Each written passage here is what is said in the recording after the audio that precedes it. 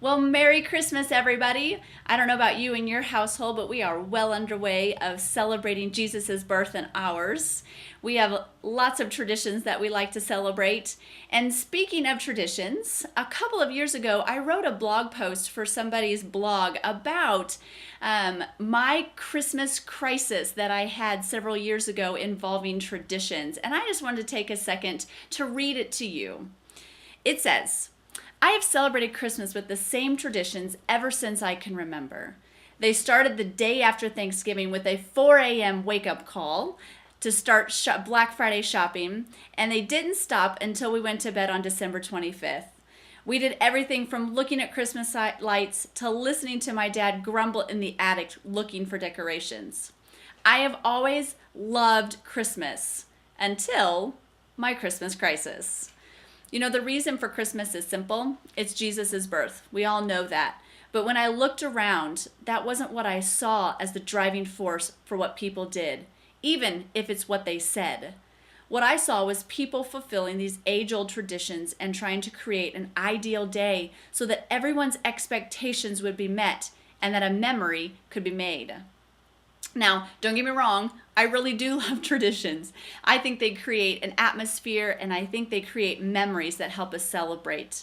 My crisis, though, it stemmed from these traditions becoming the focus of Christmas. For me, traditions should be simply a way of helping us remember and focus on Jesus' birth. Not the things that make or break Christmas, and especially not the things that drive us to get so anxious and cranky and stressed out, and most of all, broke, because I know toys can be very expensive. You know, I honestly think that Jesus would love our traditions, but hate when they're unhealthy or blind us to the real reason for the season, as we say. He would love traditions that bring our families together, invoke forgiveness, spur on selfless giving, and help us be united. The things that you see intertwined throughout his birth. We don't have to give up our traditions, but we need to make sure that we aren't turning Jesus' birth into a complex day that's all about us and our desires. The desires of being that perfect mom, having our kids get the perfect gift, and having the perfect family day.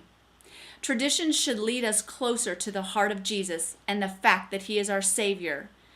You know, thanks to my Christmas crisis, which not necessarily did my husband and all my kids jump on board when I had a Christmas crisis, because I was kind of like, no gifts, no this, no that. And I kind of went extreme, and I've kind of come back to the middle from that Christmas crisis. But I still very much try to focus all of our traditions on Jesus' birth themselves, and really try to remember that that is why we're celebrating. That is why we get to hang Christmas lights and decorate a tree and have an amazing Christmas church service and sing Christmas carols. It's because Jesus was born. And that's the focus that I try to bring all our traditions around while we're doing our traditions. And I try, if we don't get it done, who cares? I don't want to get stressed out. I don't want to be broke. I want to celebrate my Savior with my family. And so we've involved some extra traditions, things like reading the Bible story throughout the month of December. We try to take communion the day of Christmas, the day of that we celebrate Christmas, and just a few more of those ideas for our traditions that we try to do to help bring the focus around Jesus and who Jesus is and why he was born. So just think about this, your traditions and what you're doing. And as you go throughout this month, are your traditions things that focus on Jesus, or are they things that draw your attention away from Jesus? I hope you guys are enjoying the first week of this Christmas season, and I'll see you next week. Bye.